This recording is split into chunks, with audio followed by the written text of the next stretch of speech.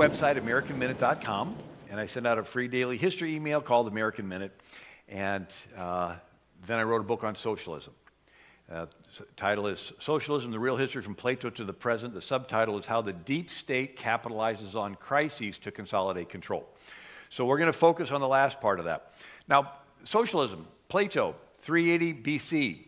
He's in Athens, and he writes in passing of Atlantis, this highly structured civilization on an island that sinks in the sea. And whether it exists or not, there is an island, what's left of it, in the Mediterranean called Santorini. Used to be a volcano. I visited it in college. It's a nice tourist spot. But when it blew up, it would have sent a tsunami across the Mediterranean, destroying lots of civilizations. But whether that was Atlantis or not, Plato thought it did exist, and it was the ideal structured society. And Plato considered democracy an unstructured society. Demos means people, krasi means rule, and so democracy, the people rule. And the main characteristic of a democracy is tolerance. Everybody tolerates each other. It's wonderful. Then they tolerate people that are a little bit off. Then they tolerate people that are a lot off. Till finally they're tolerating crooks and crime and fraud and broad daylight looting in the streets and smashing windows, and nobody does anything. It turns into lawlessness. And then the people say, can't someone come along and fix this mess?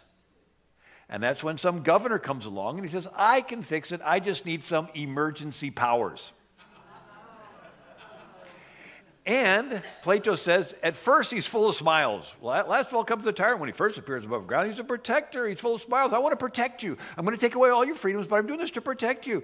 And then he begins to get more power. And if any are suspected of resistance to his authority, he'll have a good pretext for destroying him. Plato says, finally, when he gets enough power, the protector, standing up on the chariot of state with the reins in his hand, a tyrant absolute. And he has a mob at his disposal, and he's not restrained from sending them out to destroy his political enemies' stores and so forth. Now, Plato, he says that democracy is doomed to fail because it's based on the people ruling, and the people need to have self-control and virtue. And he says people really don't have virtue. If you give them a choice of giving up their life or giving up their virtue, they'll always give up their virtue to save their life. Now, ancient Israel's attempt to rule themselves without a king, that first 400 years out of Egypt, it lasted a little longer because they had a big magnet in the sky called God. And so people were virtuous because they're accountable to God. Athens did not have that. By Plato's time, Athens had a bunch of fickle deities that nobody believed in anyway. So Plato says that this democracy experiment's based on the people having virtue, and they really don't, so it's going to crash. And it's interesting, Plato said, if anyone was born that truly had virtue, the world would crucify him. This is what he writes in 380 BC. If a truly just man lived, let him die as he lived. I might add that the just man will be scourged, racked, bound, and will at last be crucified. That's Plato writing 380 BC. Anyway, so Plato said that since democracy won't last, the best you can hope for is a nice tyrant. He called him a philosopher king. And he is the head of gold, and his administrators are the arms and chest of silver. They're in charge. They're going to bring structure, and everyone else is the abdomen of iron and bronze.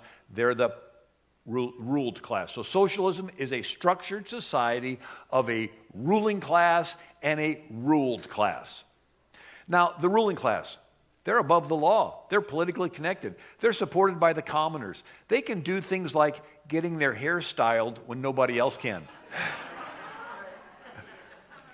Everyone else is the ruled class. Yes, they're provided for, but nobody owns any property. There are no families. The government actually decides who gets to have kids, and the government takes the kids away from the families and socializes them, brings them into government schools where they are taught to give up their family's values and learn how to serve the state.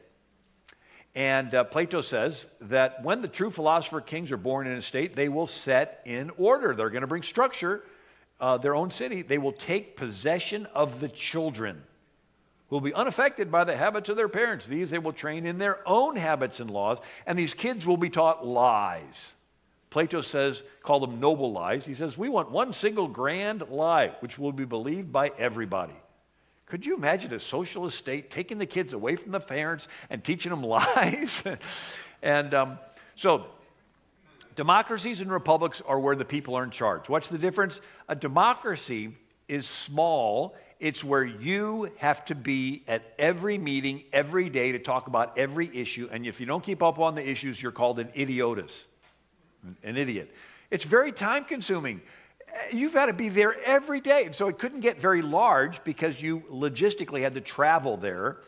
A republic could get larger. A republic is where you take care of your family and your farm, and you have someone in your place that goes to the market every day. They are your representative. Easy to remember, the REP in republic is the same REP in representative. You're still in charge, but you're ruling through representatives. But either way, you're in charge. So democracies and republics is where the people take the power from the king. But what if someone's a king and they want to take the power back? Right? They want to take the power away from the people and reconcentrate it. So most of the world's history, I've spent a couple years researching every civilization that's ever existed on the planet. All right, I went back to Sumerian cuneiform clay tablets, Mesopotamian Valley, and you have Nimrod and Sargon of Akkadian and Gilgamesh, and then you have 2,000 years of Egyptian pharaohs, and you got Sardanapalus in Assyria, and then you got Nebuchadnezzar in Babylon, and then you got Cyrus of Persia, and then Alexander the Great, and Julius Caesar, until the Hun Genghis Khan. And as the centuries go on, these kingdoms get bigger and bigger and bigger, clearly with a global goal in mind. And why? Because with military advancements, the king can kill more people. And with technological advancements, he can track more people. Do you know Augustus Caesar wanted to have a worldwide tracking system? It was called a census. He wanted to track and count everybody that was under his thumb. Something about dictators, they want to control everybody. That's why David was rebuked when he wanted to take a census. Remember that little story? Anyway, so kings want to take power away from the people and reconcentrate it. Ancient Israel, that first 400 years out of Egypt, was the first instance in recorded history of a nation being ruled without a king. Right? They come out of Egypt for 400 years, there's no king yet, before Saul. And it worked because every single citizen was taught the law. And they were personally accountable to God to follow the law. So you could maintain order with no king because everybody was taught the law and everybody was accountable to God. Well, eventually the priests stopped teaching the law. Every man did what was right in their own eyes, turns into chaos, and then that's when they get King Saul. But now if a king wants to take power away from the people, how does he do it? Two ways: fear and free stuff. So, when people are afraid, they will trade freedom for security. And it's a natural phenomenon. And, the first cities were formed. First invention ever was the plow. Cain was a tiller of the soil. And people started hitting each other with them. They turned into weapons. And then you're insecure on your farm. And so people gravitated together for protection. It formed the first cities. You get people together. Somebody's a little better at knowing how to fight than the rest. And everyone says, you be our captain. And you fight, you win, that's a good thing. And then this captain has kids and grandkids. They claim to be a special family that everybody wants to kiss up to. And before you know it, it turns into a political family. It turns into a political machine. It turns into a mob, a gang. Finally, you got a dictator, right? And so in times of panic and fear, people surrender their freedom for security, and then it gets concentrated. But the other is free stuff. People will trade freedom for dependency. Now, a way of explaining this is drug dealers can take over a neighborhood two ways. One is they can come in and shoot people, and everybody in fear and in panic agrees to submit to the mob and pay extortion protection money. But the other is the drug dealer can give away free drugs. Really free? Yeah, I want to give you some free drugs. And then people get hooked. And then they say, you want some more drugs? You're going to have to sell yourself into prostitution, make some money to buy these. You're going to have to rob from your neighbor, right? And so fear and free stuff. It's sort of like, hunters. There's two ways to catch animals. One is with a gun, and the other is with bait. You trap them, the free stuff. I remember reading a Bill Gothard book years ago, and he had an article. They had this artist that drew really good pictures, but it was how to catch wild pigs. He was talking about temptations and how and so they would put a post in the ground and throw some corn at the bottom of it. The pigs would come and eat the corn, sort of ignore the post, and the next day there'd be two posts there. No big deal, eat the corn, 3, 4, 5. And gradually these posts would go in a semicircle, and then they would start closing in until all there was left was this little bitty, and these pigs would squeeze through there and eat the corn, and then one day, boom, you'd shut the gate and you caught them. And so this idea that you do a temptation, you yield to it, you think, oh, I got this under control, I can leave this temptation anytime, but after a while you get caught by it. But that's the idea, is the government gives you a little bit of free stuff, a little bit more, a little bit more, a little bit more, until finally you build your life around it and you're dependent on it, and then they say, boom, you want some more? You've got to get a vaccine, you got to do this, you got to do that, So, since people will give up freedom for security, and since these kings and dictators want to take the freedom away from the people, it goes from waiting for a crisis to speeding it along by creating crises. So create or capitalize to create discord, chaos, to create an atmosphere of fear, and then people will be willing to fall for your promise of a solution of free stuff. And a little scripture here, Proverbs 1:33 says, how good and pleasant it is for brethren to dwell together in unity. Everybody say unity. But there's also the other side. Proverbs 6, it says, 6 things the Lord hates. The last is he that soweth discord. Everybody say discord. So we got unity, we got discord. Imagine being in heaven and somebody sowing discord in heaven, right? Well, that's what happened with Lucifer. Here he was in heaven, and he gets a third of the angels to rebel against God. And so the attitude of Satan is sowing discord. So let's look at the Hebrew Republic period of time, that first 400 years out of Egypt, and you have Gideon. Now, Gideon just defeated 100,000 Midianites. So Israel has no enemies. It is at peace. But there's somebody that wants to sow discord. Who is it? Abimelech. He's an illegitimate son of Gideon, and he goes to the town of Shechem, and he does identity race politics. What's that? He says, is it better for you that the sons of Gideon reign over you? Remember also that I am your bone and your flesh. And his brethren spake of him in the ears of the men of Shechem, and their hearts inclined to follow Abimelech, said, he is our brother. So we got to vote for him. He's one of us. So forget if he can do a good job or not. It's just identity politics, right? He's part of our race or whatever. And so Abimelech took money and from the temple of Baal-berith and hired protesters, Antifa, rioters, right? It says, and they gave him 70 pieces of silver out of the house of Baal-berith, wherewith Abimelech hired vain and worthless persons, rioters, which followed him. And they did violence. They went to his father's house at Ophir and slew his brethren. And out of that violence and chaos, it says, then the men of Shechem made Abimelech king. So he paid the very people that created the crises, and then he usurps the power in the process. Now, Israel's republic, that first 400 years, would have ended a century before Saul with Abimelech, had not somebody thrown a millstone over a wall and killed Abimelech. But this idea of sowing discord was used by Machiavelli. So Italy, 500 years ago, was a bunch of city-states. Venice, Genoa, Naples, Florence, Siena. I went to school in Rome and college, and anyway, we went to some of those places. But these city-states had armies and fought. And Machiavelli thought if one prince could control all of Italy, it would stop the infighting. So his end was good. So he comes up with this idea that the end justifies the means. The end of one prince controlling all of Italy is such a good end, because it'll stop the infighting, that any means necessary to get there is justified. Lie, cheat, steal. So if a prince conquers a city, and the city does not want to be conquered, they would hate him.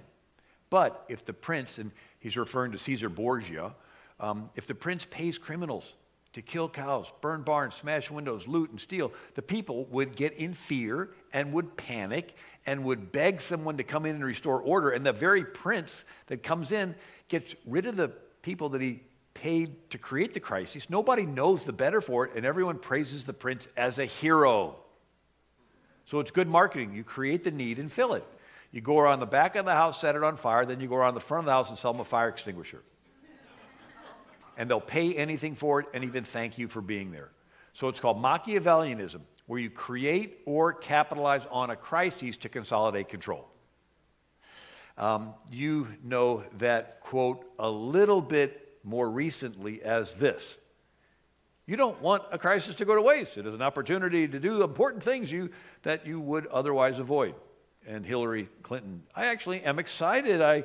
We are not yet through this crisis, but the chief of staff for President Obama is an old friend of mine and my husband's, and he said, never waste a good crisis. And this is last week, Fox, Ben Domenech, the authoritarian left is using the permanent pandemic to achieve as many ends as they can imagine. Normal times don't produce the outcomes that the authoritarian left wants because people are not scared enough to give them the limitless power they crave. Crises are necessary, and if there aren't any on offer, they manufacture them. So we see a crisis, our response is, how can we help people through it? They see a crisis, their response is, how can we usurp power through it? Same crises, right? But they have an agenda to use the crisis, a continuous permanent pandemic, so they can continue to usurp power. Henry Louis Mencken said in 1956, the urge to save humanity is almost always a false face for the urge to rule it. Power is what all messiahs really seek, not the chance to serve. And 33rd California Governor Ronald Reagan said one of the traditional methods of imposing statism or socialism is medicine, right? A healthcare crisis. It's easy to disguise a medical program as a humanitarian project. Well, we care about you, so we're going to institute socialism. We're going to take away all your freedoms because we care about you. He says, if you don't stop this, behind it will come other federal programs that will invade every area of freedom until one day we will awake and find we have socialism. I saw this, David Lane sent this out from, it's a Daily Caller. It says, dangerous new variant, and they're looking through a microscope. It appears that it's mutating into a totalitarian dictatorship. Yeah, it's mutating all right. And now, a couple other examples of history of the sowing of discord to usurp power is the British Empire. Now, they were the biggest empire that the planet had seen. And one of the areas they took over was India. How did they do it? 1714, they land in Bengal and open a trading post that turns into a trading fort, that turns into them getting involved in local politics and giving guns to one kingdom and giving guns to another kingdom and stirring up ancient animosities between them until they break out and fight each other and there's bloodshed. And when everybody's beat up, the British can come in and say, we're here to restore order and bring peace. And they take away all their guns. And then the British do it again and again and again until they took over all of India, a quarter of the world's population. And they tried doing that in America. British General Burgoyne goes to the Mohawk Indians and promises them money for scalps. And so they would go ahead of the British Army and they would terrorize and, right? This stirring up of, and then the British did it again in the War of 1812. Fort Mims, Alabama is just north of Pensacola. The British control Pensacola. And the British promised the Red Stick Creek Indians money for scalps. You know the French pronunciation of Red Stick? Baton Rouge. Right? Baton Rouge.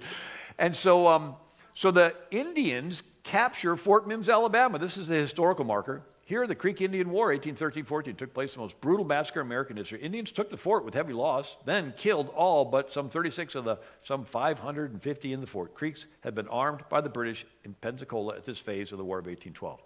So the British, they don't really care about the Red Stick Creek Indians.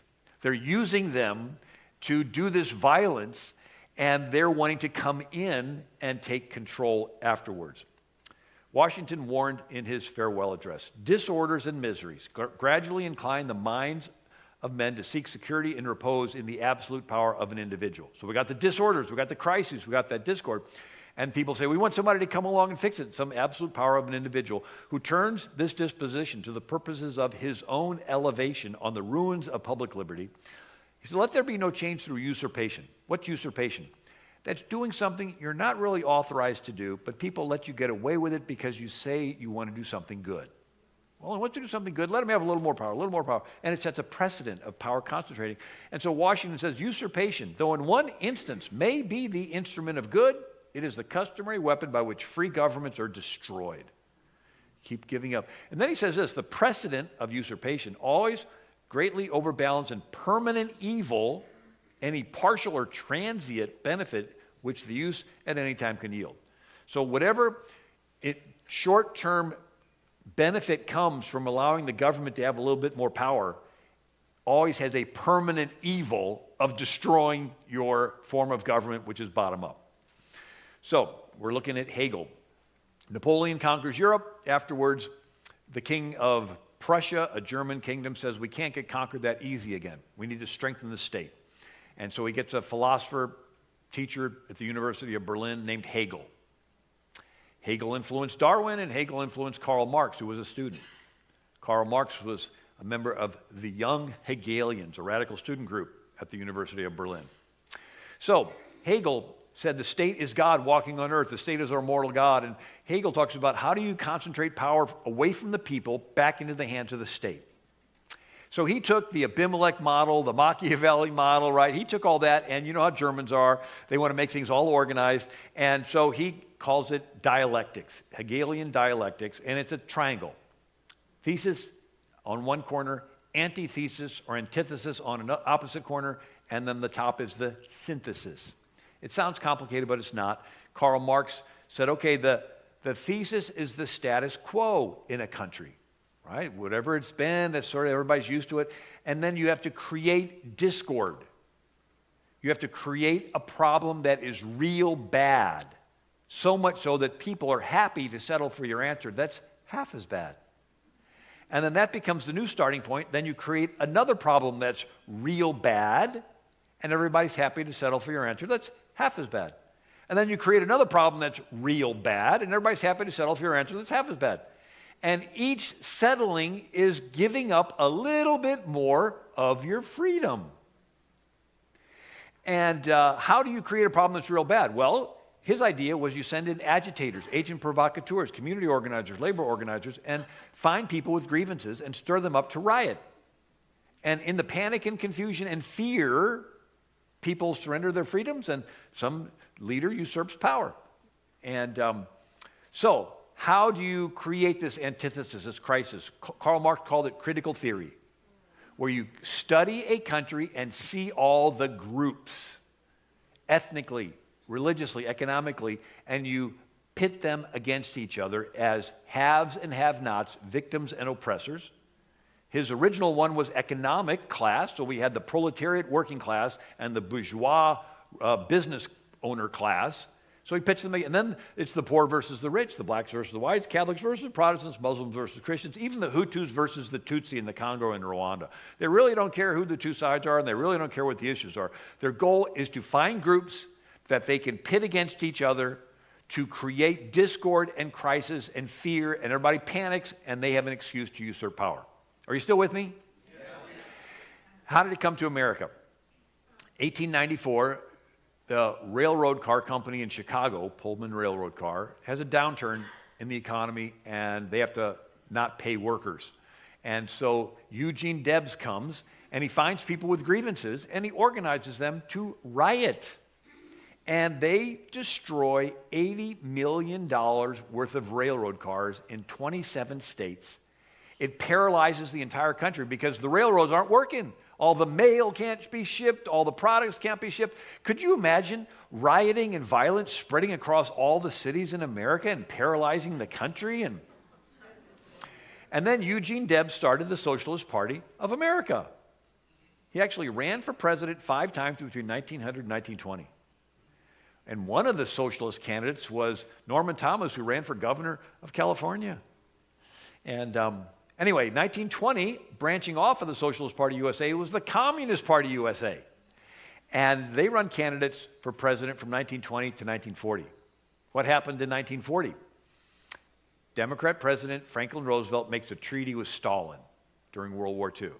And so the Communist Party says, why should we be running our own candidate when here the Democrat Party has candidates that are making treaties with the Soviet Union, Union of Soviet Socialist Republics? So from that time on, they began to infiltrate the Democrat Party. Remember Ronald Reagan said, I didn't leave the Democrat Party left me. Well, this is the beginning of it. Now, let's look at Germany. Are you still with me? Yes. Germany, 1920s and 30s, is a republic. Right? People are in charge, voting for the representatives. It's called the Weimar Republic. And somebody starts a party. His name is Hitler, and the party's name is National Socialist Workers' Party. You know it as the acronym Nazi. It stands for Nationalarbeiter, which is the German word for worker, Sozialistische Party. And he had a violent arm to it, sort of like Abimelech, sort of like Machiavelli, sort of like the British pain. And his were called brown shirts. They were nicknamed Sturmabteilung, which means stormtroopers, because they would storm into the meetings of Hitler's opponents and shout down the speakers and disrupt the meeting and bring it all into chaos. And then these brown shirts would lock arms and block access to buildings and block streets. Could you imagine people locking arms and like blocking streets and things? And then they went into the cities and they smashed the windows, looted and set on fire over 7,000 stores owned by Jews on the night of broken glass, Kristallnacht. Could you imagine people going into the cities and like smashing windows and setting stores on fire? And then their capital gets set on fire. And evidence points to Hitler's brown shirts.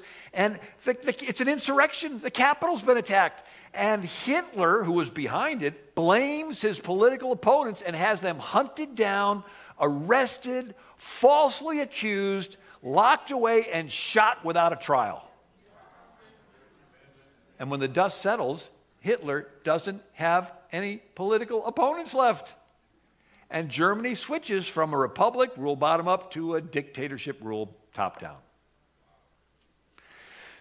And this is an interesting little video from a security camera in the Capitol. And you have 16 guys dressed in tactical riot gear going in. They're the first ones in the Capitol. And they got all kinds of stuff, and they just begin smashing stuff. And there weren't people at Trump's rally dressed in black like that. It's supposed to be a spontaneous riot, right? Well, so people are spontaneously going to go into the bathroom and change into black clothes and then bust into the Capitol. And even Tucker Carlson said that he was interviewing somebody, a former FBI CIA guy, and says how they have operatives that infiltrate groups and egg them on to do something. It's called a sting. Right? They'll infiltrate drug gangs, and then they'll ambush them to do a deal, and then they can catch them in the act, right? And so now it's migrated up to them infiltrating other groups, and these political agencies under Obama all got politicized. So instead of the IRS being honest with Lois Lerner meeting 147 times with Obama, and then began to turn the IRS into going after conservative organizations. And then we saw the same thing with the NSA. They're supposed to, catch terrorists, but instead they were co-opted to dig up dirt on political opponents of the former, anyway. So what they do is something called blame shifting, psychological projection. They project their hate on you. They do the crime, and they accuse you of doing the crime. They're hateful, they accuse you of being hateful. They're intolerant, they accuse you of being intolerant. And you can't back up enough. And so this has gotten into politics. And where they accuse you of what they're guilty of. Little kids do this. I'm not the mean one, you're the mean one. Sharia men will rape a woman and say, it's your fault that I raped you because you tempted me. And so David Axelrod, who was Obama's campaign manager, said, in Chicago politics, we have a tradition where you throw a brick through your own campaign office window and then call a press conference to accuse your opponent. So you do the crime and you blame your innocent opponents for it. And so if there's a candidate colluding with Russia, maybe giving away a fifth of the U.S. uranium in exchange for a $145 million contribution from the Russians to her Clinton Foundation, she wants to accuse her opponent. And she pays for a Steele dossier to accuse her opponent of doing exactly what she did. But the investigation process was simply an excuse to collect and subpoena all the information that could convict her and destroy it. Hard drives, cell phones, text messages, laptops, right? All of that. And then they'll say there's another candidate. And then if the finger's ever pointed back at her, by that time the water's muddied. The public does not know who to trust. And she gets a pass. And let's say there's a candidate extorting Ukraine, saying, stop investigating my son, or I'm going to hold back billions of U.S. dollars. What do? You accuse your opponent of extorting Ukraine, and even have a mock impeachment type thing. So they accuse you of exactly what they did. So if they're going to attack a building, they'll accuse you of having attacked it. And anyway, you're still with me? After World War II, Germany, France, England give up all their colonies around the world. And so these colonies now turn into brand new countries. India finally gets free. Egypt, Israel, Romania, Poland, Hungary, Albania, all these countries get free and they elect brand new leaders. And they're climbing out of the post-World War II crisis. It looks hopeful, except the Soviet Union decides it wants to send their KGB agents in there to do critical theory, and they begin to break the countries into groups. Ethnically, Bosnian, Croat, Serbs, religiously, Sunni, Shia, Orthodox, racially, it doesn't matter. And they would pit them as victims and oppressors, haves and have-nots, and they'd have them break into protests and riots and violence. Why violence? Because once blood is shed, people react emotionally, not logically. I mean, you just had your friend killed. You're not about to sit down at a table and talk logic, right? And so it's called fear-mongering. And then they co-opt the media with bribes and threats to blame the new leader of the new country for all the problems. And then they nurture weak links in the military. And when the country gets panicky and confused and fearful enough, they come in and do a coup or a rigged election, get rid of the good leader that they blame for all the problems, and they install a Soviet puppet. And then the violence suddenly stops, and everybody breathes relief until they realize they just gave up the farm. And now they're underneath the thumb of the Soviet Union. And so 45 countries fell to communism this way. It's called behind the Iron Curtain. And now China has Mao Zedong, and he tweaks it. He doesn't just say, we'll do the revolution to take over the country. He says, no, you continue. It's called continuous revolutionary theory. You have a continuous crisis, one after the other after the other. And so this is the idea of a continuous pandemic. Right? You want to have it turn into a variant, another variant, another. It's one crisis after another, and each time they want to take this away. Now, Harry S. Truman, during this time of the Iron Curtain and Mao Zedong and so forth, he does nothing. He thinks the United Nations that he helped form in San Francisco, California, would bring world peace. But the next president is Eisenhower. And he can sit back and do nothing and let these countries fall to the communists, or he can fight fire with fire. And that's what he does. He says the United Nations, this is Eisenhower, seems to be two distinct things to the two worlds divided by the Iron Curtain. To the free world, it seems that it should be a constructive forum. To the communist world, it's been a sounding board for their propaganda, a weapon to be exploited in spreading disunity and confusion. So he can do nothing, or he can fight fire with fire. And so what happens when 1953, Iran sides with the Soviet Union? And they nationalize their oil industry. And you say, big deal, Iranian oil. Well, wait a second. Britain has no oil fields. So in 1908, Britain formed the Anglo-Iranian Oil Company. You know it better as BP. And so when Iran takes control of BP, right, Britain has no oil. So they appeal to Eisenhower for help, and Eisenhower approves the first CIA operation to overthrow a country's leader. It's Operation Ajax. And the CIA operative on the ground is Kermit Roosevelt Jr., the grandson of Teddy Roosevelt, expert in foreign languages. He goes to Tehran, and he recruits mobsters and gangsters, and he organizes protests and riots, and they attack mosques, and they cause confusion, and they co-opt the media with bribes and threats to blame Mossadegh for all the problems. And when the country gets panicky enough, they put Mossadegh under house arrest, lock him away for the rest of his life where he dies, and they replaced him with the Shah, who loved America because we put him in, and he did have a rightful claim to the throne. And so the CIA does the same thing in Guatemala in 1954.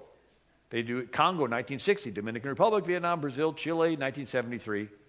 And the KGB does the same thing, with Brezhnev helping Yasser Arafat to start the PLO and bring division in the Middle East. And Brezhnev helping Castro to take over Cuba and helping start FARC in Colombia and all these different violent groups to bring division. And so there's hundreds of coup attempts, Latin, South America, and in Africa. And this is called the Cold War. And these tactics of sowing division have been perfected and perfected and perfected. Now, Cold War, this is an interesting quote. Chris Matthews, in his very last television appearance, said, I remember the Cold War. This was after a Democrat candidate debate. I've seen what socialism is like, and I don't like it, okay? It's not only not free, it doesn't work. I believe that if Castro and the Reds had won, there would have been executions in Central Park. You think, really, executions? Well, Castro had an executioner named Che Guevara. And Che Guevara wrote a letter to his dad, and he writes this: "We executed many people by firing squad without knowing if they were fully guilty. I'd like to confess I discovered I really like killing." He says, "Blind hate against the enemy creates a forceful impulse that cracks the boundaries of human limitations, transforming the soldier into an effective, selective, and cold killing machine. People without hate cannot triumph." So whereas the gospel says, forgive, love your enemies, bless them that curse you, turn the other cheek, this is a weaponizing of the emotion of hate, wanting to stir up their followers. And another aspect of communism is economic. So Karl Marx, Frederick Engels write the Communist Manifesto, and then they write this, that they were alchemists of the revolution. Their business consisted in spurring it into artificial crises, right? They want to create the crises. Remember Black Lives Matter founders, Patrisse Cullors, Opal Tometi, Alicia Garza, said that they were trained Marxists. And so what does they do? You spur a crisis. And Engels goes on, every new crisis must be more serious and more universal than the last. Every fresh slump must ruin more small capitalists. This will increase the number of the unemployed. In the end, commercial crisis will lead to a social revolution. It's called the Great Reset. They want to intentionally put people out of business. Why? So they all get dependent on the government. It's a back door into socialism. Instead of coming in with guns, it's making them dependent by destroying the economy. This was during Stalin's era, 1934 Chicago Tribune. It's a cartoon, editorial cartoon. It says, plan of action for U.S. Spend, spend, spend under the guise of recovery. Bust the government, blame the capitalists for the failure, junk the Constitution, and declare a dictatorship. On the side it says it worked in Russia. So, spend, spend, spend. That's like saying, well, we want to do these $1 trillion stimulus packages, infrastructure packages, right? It's not intended to stimulate. It's not intended to do infrastructure. It's intended to bankrupt the country. The more money they create out of nothing causes all your savings to disappear. And all the seniors that are on fixed income, they're just going to have to sign themselves over to be taken care of by the state, right? Backdooring the country into this. And so during the Great Depression, FDR pushes through all of his big government programs and blames Hoover for it. And David Horowitz says, the issue is never the issue is always the revolution. Civil rights, women's rights, never the real cause. Women and blacks are only instruments in the larger cause, which is power. And anyway, how am I doing time-wise? Am I putting you to sleep? No. Should I keep going? Yeah. All right. So in 1980, there was a communist defector named Yuri Bezmenov. And he came to America, and he said that people think of KGB like James Bond. He goes, no, our job was pretty simple. We were to observe all the categories in the country, right? And then to observe the public opinion molders and the media, education, and the pulpit. And to invite them to the parties, to meet socialist friends and pull them in a socialist direction and then take over education. He says, and then when people go through the education and they get indoctrinated with socialism, he says it's so good, effective that you can take them over to the Soviet Union, show them a concentration camp, and they won't believe their own eyes. He says the next phase is a little bit shorter, it's about 5 years, and that's where you do these debt and infrastructure projects that all their purpose is to bankrupt the country financially. And then you have an incident, a crisis, that you blow up and you fan into total panic around the country that paralyzes the country, and then you do your coup or your rigged election. And then there's a period of normalization. The violence stops and everybody says, oh, well, glad we're past that, until they realize that they just gave up all their freedoms and they're just getting normal. They're used to this new lifestyle with less freedom. And then they do another crisis and another one, another one. And now the infiltrating of the churches I thought was interesting. Albert Herlong, congressman from Florida, he said in 1963 that list all these 45 goals, but one is infiltrate the churches, replace revealed religion with social religion. And so somebody that was familiar with this was Manning Johnson, a black man who became a communist for 10 years. He ran for Congress in New York as a communist. And then he realized that they really did not want to help his community. They were just using his community to sow discord, and he got tired of being used. I mean, you read his book, it's free online.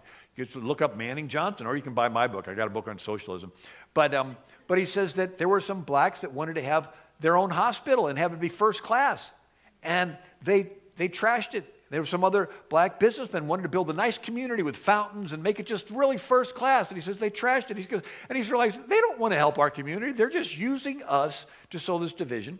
And so he talks about how they tried what they did in Russia by making people spit on the Bible and kick the Bible. And he says the people in the minority communities were too attached to the Bible. They couldn't get them to do that. But they decided to change the gospel.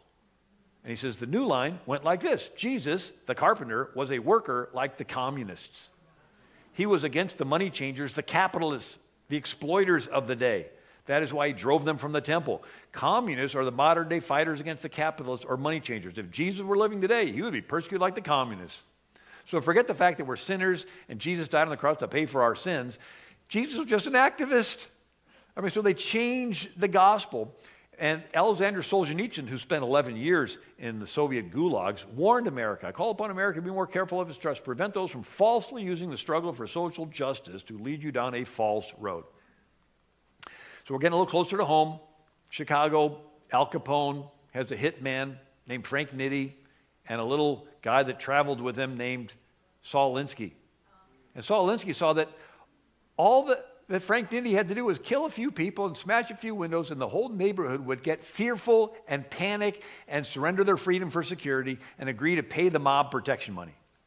And so he decided to apply this to politics. And so he says the first step in community organization is community disorganization. Disruption of the present organization is the first step. So you take the status quo and you got to create this antithesis. He says the organizer's first job is to create the issues or the problems. The organizer must first rub raw the resentments of the people of the community. The organizer must stir up dissatisfaction and discontent, fan the latent hostilities of many of the people to the point of overt expression. The organizer polarizes the issue, helps lead his forces into conflict, must search out controversy, for unless there is controversy, the people are not concerned enough to act. So this is the intentional stirring up of crisis. Now, Saul Alinsky has an acknowledgement in the front of his book to Lucifer. Remember I talked about Lucifer sowing discord in heaven? And Saul, I got a copy of the book. It says, lest we forget, at least an over-the-shoulder acknowledgement of the first radical known to man who rebelled against the establishment, did it so effectively, he at least won his own kingdom, Lucifer. He that soweth discord, right? That is so we begin to see all these different riots taking place. I was in Emporia, Kansas, and they said, yeah, they were going to have a peaceful protest, and a pallet of bricks are dropped off right where they're going to have the peaceful protest, and there was no construction in the area. It's like, what? And so the people got upset, and they stopped the peaceful protest. And we've got all these reports of pallets of bricks being dropped off all around there, even videos of it down in Dallas and everything. It's like, there's a tremendous, and wasn't the NSA started to find people that are going to do this? They can track everybody, and either they're totally inept or they're accomplices of this. Anyway, so, and then some areas where the people won't riot, they import people that have a predisposition to rioting. And now let's look at the COVID response. The first part, if you caught it, was let criminals out of jail. I'm like, really? You couldn't come up with any other solution than just to let them out on the street? And then crime goes up. Gee, didn't think that would happen. Let criminals out, crime goes up. And then some people feel unsafe in the big cities and they move out. Who? Well, maybe those with families, certainly those that can afford to. Okay, pro-family, a little better off. Well, they tend to be more in one political party. Who's left in the city? Well, more people that are dependent on government entitlements. Well, they usually belong to a different political party. And then businesses are closed and allowed to be looted and vandalized while the police are told to stand down. And so pro-business people move out of the big cities. Okay, they tend to belong to that first political party. And then churches are shut down, and that's where pro-life social conservatives gather. And then schools are shut down, and kids indoctrinated with hate America have a lot of free time on their hand to riot. The net COVID response is more people of one political party move out of the big cities. leaving the other party in monopoly control of city politics. And in presidential election years, whoever wins the big city ends up somehow winning the state. And whoever wins the state gets all the electoral votes for the state. And the president is elected by electoral votes. It's a clear political advantage to one party by having the COVID response and violence going up in the cities, right? So you see the dominoes, right? So the crime goes up, people of one party move out, the other party's left in monopoly control. They win the city, and they can do, if they wanted to do voter fraud, there would be fewer people of the other party there to observe it, right? They win the big city, they win the whole state. They get all the electoral votes for the state. The president is elected by electoral votes.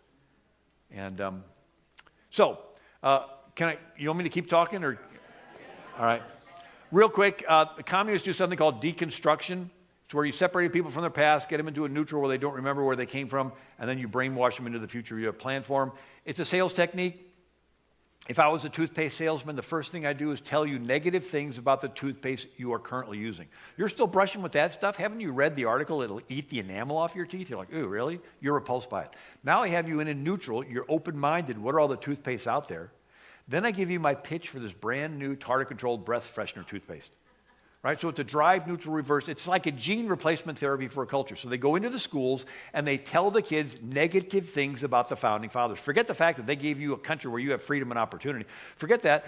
They took land from Indians and they were slave holders and they were chauvinists. And the students are repulsed by them. Now you got the kids in a neutral. They're open-minded. What are all the belief systems out there? Then you give them your pitch for socialism or LGBT or Sharia, right? And so Europe went through this. It went from 1,000 years of Catholic cathedrals, Protestant Reformation, and Jewish neighborhoods to the French Revolution, where it was free sex, anything goes, and now it's turning into a Sharia socialist Europe. Right? Muhammad, the number one name for newborns, and the government deciding everybody's careers and so forth. And the French Revolution had this. So they tore down statues during the French Revolution. Good King Henry IV tried to patch up Protestants and Catholics. During the French Revolution, they tore his statue down. And the St. Genevieve, 450 A.D., Attila the Hun, army of 500,000 men, scourging Europe. She gets all of Paris to fast and pray, and Attila skips sacking Paris. So St. Genevieve is considered the patron saint of Paris. During the French Revolution, they dug up her bones and trashed them. Why? They want to cut the ties with the past. And it's not just Western civilization. China, 3rd century BC, warring states period. Half dozen kingdoms fighting, one wins, led by Qin Shi Huangdi. And Qin Shi Huangdi was being criticized for doing things differently than they had been done before. He got tired of being criticized. He decided to destroy all records of how things were done before. And he burnt tens of thousands of bamboo annal books, right? His chancellor, Li Si, 213 BC, said, I, your servant, propose that all historians' records, other than those of Quin's, be burned. If anyone under heaven has copies of the classics of history, they shall deliver them to the governor for burning. Anyone who dares discuss the classics of history shall be publicly executed. Anyone who uses history to criticize the present shall have his family executed. Anyone who has failed to burn the books after 30 days of this announcement shall be sent to build the Great Wall. And so this was part of the Cultural Revolution. What's the Cultural Revolution? That's destroying the previous culture so that you have this mass of uneducated young people that you could brainwash into the People's Republic of China. And so they would bring in the doctors, the lawyers, the teachers, and have them confess their whiteness, confess that they had been part of the evil Western capitalist society. They would bring them out in public and shame them and cut them, and they would bleed, and the more blood the kids got on their clothes, the more loyal they were to the new People's Republic. And they destroyed the oldest Buddhist temple in China, and they destroyed the great gates of Beijing. And it continues. So this is the current leader of China, Xi Jinping. So he orders an erasure of Genghis Khan from Chinese history. I don't know if you know, but Genghis Khan was a Mongolian who conquered China actually from Korea to Hungary to Russia. He had the largest contiguous land-connected empire in world history, Genghis Khan. So Paris was going to have an exposition on Genghis Khan, and China says, no, you're not. So they cancel it. And guess what? They're destroying statues in China and around Mongolia of Genghis Khan. memorials and statues. They're pulling them down. So it's not just in the West. Pol Pot did the same thing in Cambodia. As Khmer Rouge communist, he decided to kill anybody that wore glasses. He says if you wore glasses, you could read. If you read, you knew the history. He killed a third of his country. And he made 1975 the New Year zero. So anything prior to that was irrelevant. And then Islam does the same thing. Whenever they come into a country where they're Sharia leaders, they destroy history. They had library at Alexandria, the pyramids, and so forth, and they're still doing it today. It's the ancient Assyrian museum in Mosul. Carl Sandburg, when a nation goes down, one condition may always be found: they forgot where they came from.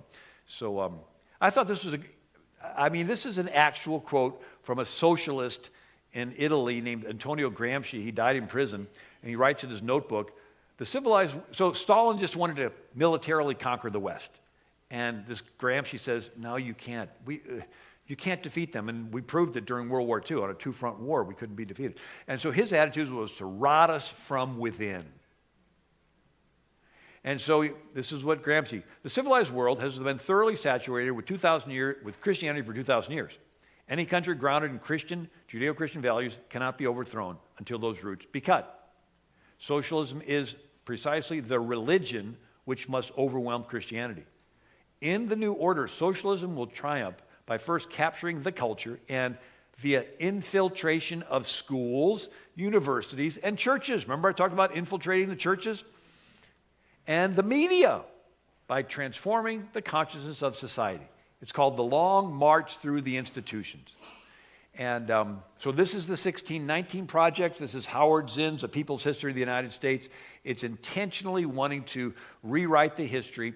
And so let's look at another domino effect. A country is controlled by laws. Laws are controlled by politicians. Politicians are controlled by voters. Voters are controlled by public opinion. Right? And public opinion is controlled by media, education, church, and the internet. You don't know anything about somebody unless these different groups let you know about them.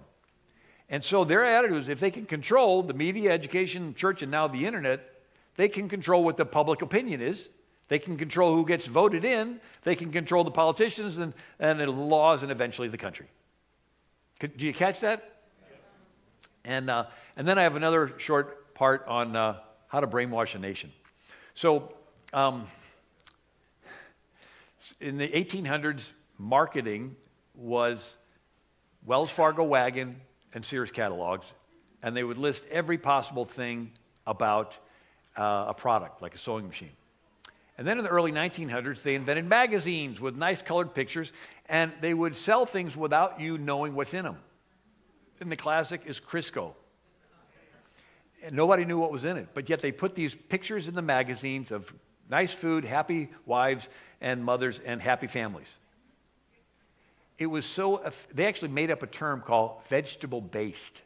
They did not put the ingredient for Crisco on the Crisco jar. It was so effective, it put out of business the lard industry. There was a whole industry of rendering fat and lard from animals and making soaps and all kinds of stuff. It put it out of business. Do you know what Crisco's made out of? Cottonseed oil. Down south, they had cotton. They took the seeds out. There were mountains of these black seeds. They'd squish them down to this mucky black oil that they would use in machinery and factories. Nobody ate that stuff. But somebody had the idea of boiling it, making it white, and then selling it, and it worked. So we go from knowing everything about a sewing machine to knowing nothing about a product, but it's just marketed. It makes it look like everybody's using it. And so this is called keeping up with the Joneses, that you don't do the research. You just figure everybody else is doing it, I'm going to get it. And this is then realized that, well, they're doing this through magazines, and so now we got newspapers, and one of them is the Spanish-American War. So it's called Yellow Press. William Randolph Hearst, Joseph Pulitzer, they used their newspapers to sway America to want to intervene in Cuba. Now, and the famous quote is, Hearst sent Frederick Remington, an illustrator, to Cuba, and he said, you furnish the pictures and I'll furnish the war. Now, the fact of the matter was, Cuba was suffering underneath of Spain, and that they wanted freedom.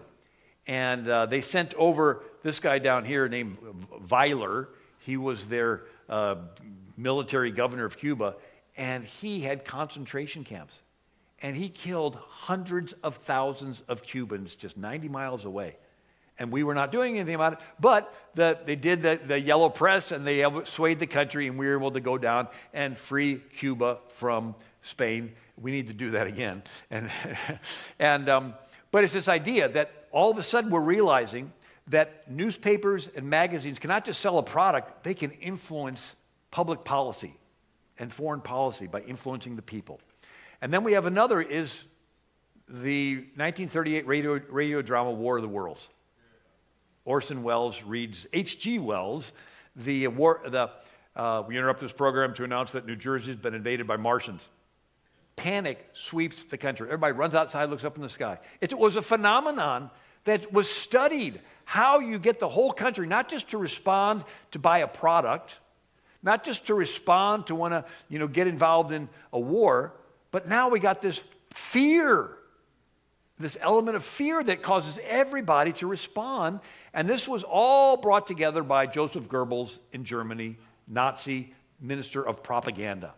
So with the fear of the war and people wanting to buy products when they see everybody else using them, he says, let's get 100,000 people in a Coliseum, and they'll start giving the Hitler salute in the front and work its way back, and everybody will see everybody else giving the Hitler salute, and everybody will feel pressured to give it, and they'll give it, and people will see you give it, and then they'll give it, and before you know it, the whole nation is swept up in this.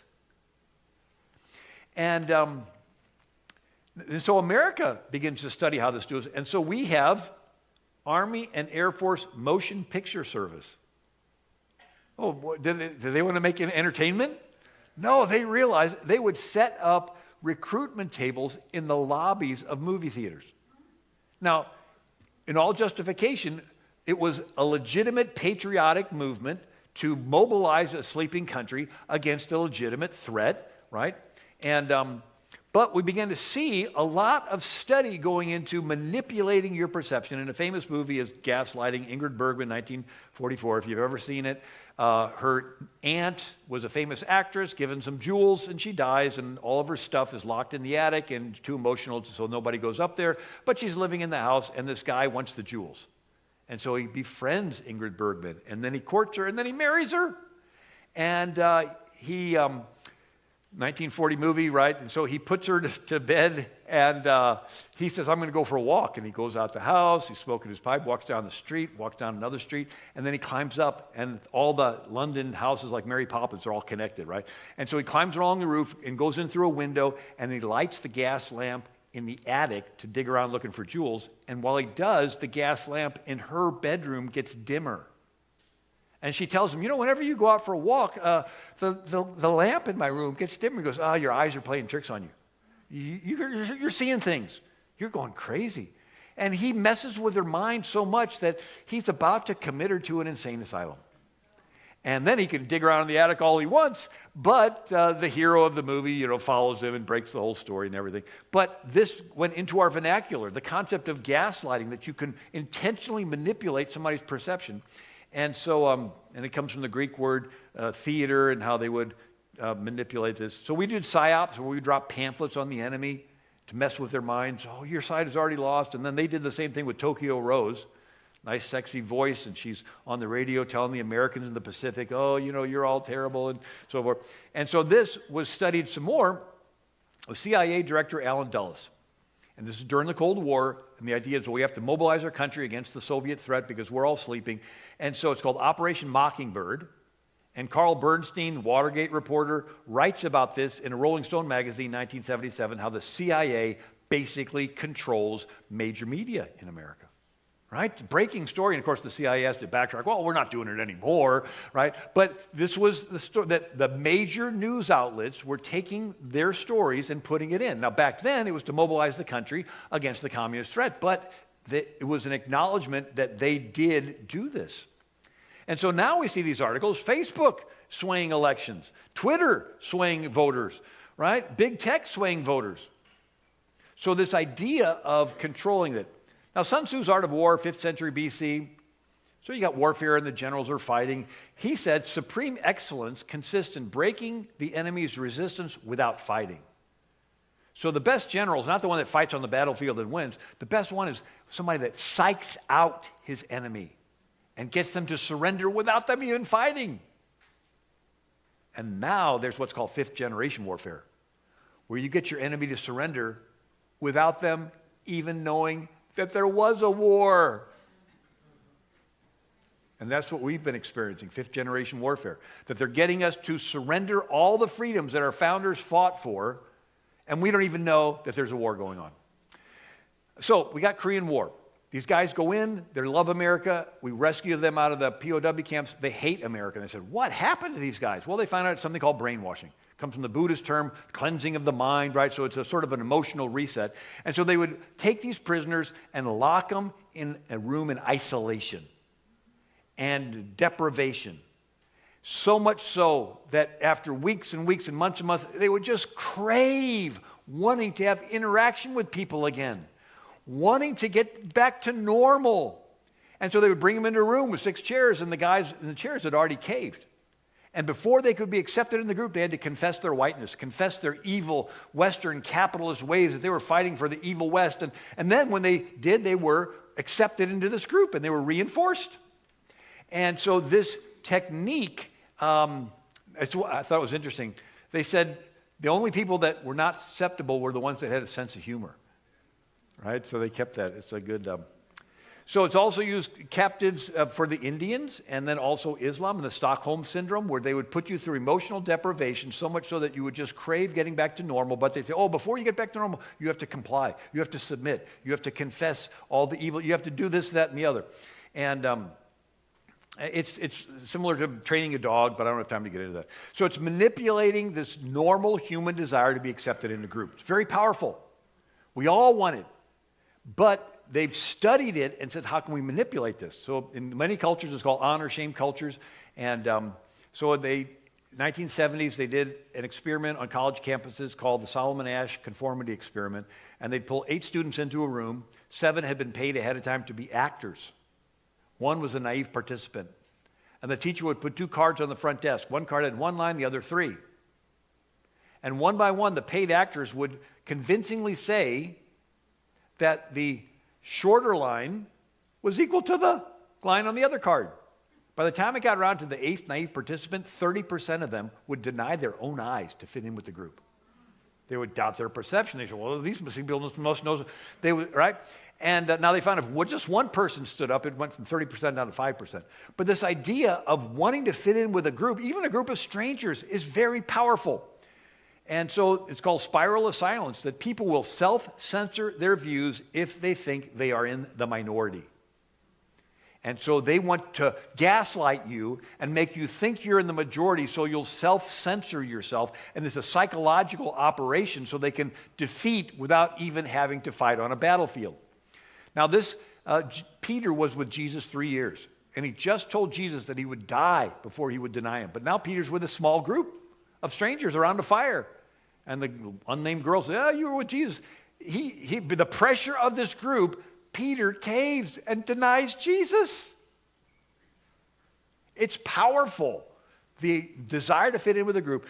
And of course, after the resurrection, Peter, filled with the Holy Spirit, boldly stood up for Jesus and told the Sanhedrin when they said, we give strict orders not to teach his name. He says, we must obey God rather than men. And the early believers, when they were being persecuted, they prayed for boldness. And so the last thought is, I'm running out of time, and I've got all of this. Right? It's all in my book. So I'll end with these last thoughts. So I've read a lot of history. Every generation has a crisis. We get through this crisis, I guarantee there'll be another one. We get through that crisis, there'll be another one. There's always crisis. Attila the Hun had 500,000 soldiers. They thought he was the Antichrist. I mean, every generation has a crisis. And the people living during that time period have a chance to respond. You can either run and hide or stand up for righteousness, defend the defenseless, love the unlovable. And so if you think of it, freshman chemistry class, you have a beaker with a solution. And you pour in a catalyst that causes a reaction. And some stuff precipitates, gets heavy, falls to the bottom. Other gets effervescent and floats to the top. The time period that we're living in is the solution in the beaker. The crisis of our time period is the catalyst that's poured in. And some people precipitate and they drop out and they get scared and they run away and hide. and they wait for the rapture, whatever. They just want to just pull away.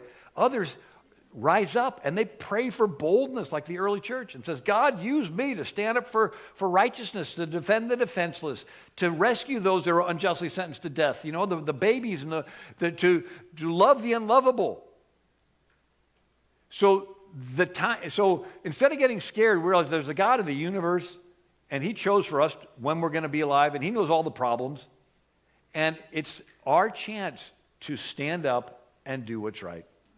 Anyway, God bless you. I'll end there.